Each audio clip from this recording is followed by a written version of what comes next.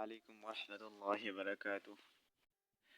الحمد لله وكفى وسلام على عباده الذين اصطفى أما بعد সম্মানিত বিহার সম্মানিত সাংবাদিকবৃন্দ, গণপ্রজাতন্ত্রী বাংলাদেশ সরকারে বর্তমান যারা মন্ত্রী আছেন, উপদেষ্টা মন্ত্রী, বাংলাদেশ আইন শৃঙ্খলা বাহিনী, সেনাবাহিনী, বাংলাদেশ নৌবাহিনী, বাংলাদেশ বিমান বাহিনী, সকল কর্মকর্তা বৃন্দগণকে সকল রাজনীতি সকল বৃন্দগণকে বাংলাদেশের আগামী নির্বাচনে যারা প্রার্থী ৩০০ আসনে যারা নির্বাচন করবেন, সকলকে আমার পক্ষ থেকে, আমাদের ধর্ম মন্ত্রণালয়ের পক্ষ থেকে, আমাদের সিলেটগঞ্জ সিটি কর্পোরেশনের পক্ষ থেকে আহলান সাহলান, ওয়েলকাম এন্ড ধন্যবাদ ও স্বাগতম জানাই।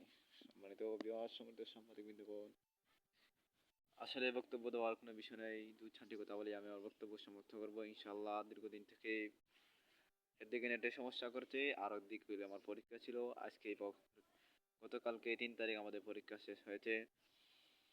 এখন থেকে আমাদের সময় আকারে স্বল্প, দীর্ঘ ৫ বছর থেকে আমাদের স্বপ্ন আলোচনা, আমাদের সিটি কর্পোরেশন করা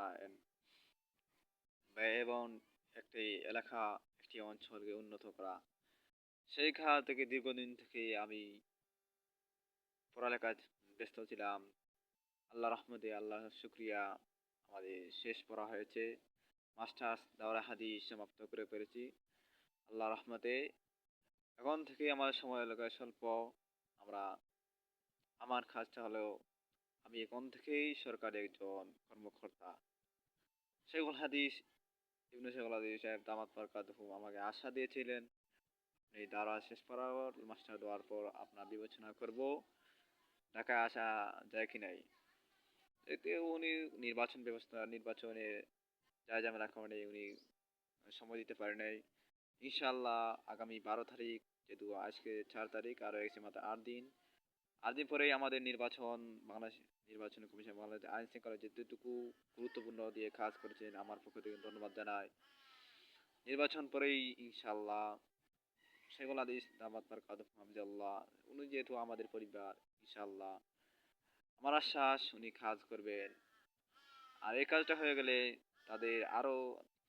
তাদের সাথে আমাদের আরো বন্ধুত্ব হবে, আরো দৃঢ় সম্পর্ক হবে ইনশাআল্লাহ। আর এখন থেকে আমি ব্যস্ত বর্তমানে আছি, কোনো কাজ নেই। দাওরা হাদিস পরীক্ষা দিয়ে সমাপ্ত করে ফেলেছি। আমি ঢাকা জাতীয় মসজিদ বাইতুল মোকাররমে আমাকে ২০২০ সালে আব্দুল মোহাম্মদ নিয়োগ দিয়েছিলেন। সেই দিন থেকে মাননীয় প্রধানমন্ত্রী সে সময় ছিল শেখ হাসিনা। উনি যেহেতু তারা প্রত্যাহার করে গেছেন, দেশ থেকে বিদায় নিয়ে গেছিলেন, এই আর আমাদের সময় বাদে বিপ্লবী যারা যারা পরবর্তীতে যারা এসেছিলেন, জুলাই যোদ্ধারা বাদে সরকার গঠন করেছিলেন। আর যেহেতু আপনারা নির্বাচন দিয়েছিলেন, বাংলাদেশ নির্বাচন হয়ে যাবেন ইনশাআল্লাহ, একাদশ জাতীয় সংসদ নির্বাচন আর মাত্র হয়েছে ৮ দিন পরেই নির্বাচন কমিশন পরেই নির্বাচন হওয়ার পরে সরকার গঠন করে ফেলবেন। মানুষে ভোট দিবেন নির্বাচনের মধ্যে, ক্যাম্পাসের মধ্যে ইনশাআল্লাহ সুন্দরভাবে সুষ্ঠুভাবে নির্বাচন হবে। আমরা আশা রাখি বাংলাদেশ আইন শৃঙ্খলা বাহিনী সুন্দর মতো দায়িত্ব পালন করবেন ইনশাআল্লাহ। এই আশা রেখে আমার বক্তব্য সমাপ্ত করছি। বাংলাদেশ জিন্দাবাদ, বাংলাদেশ গোয়েন্দা সিটি কর্পোরেশন জিন্দাবাদ।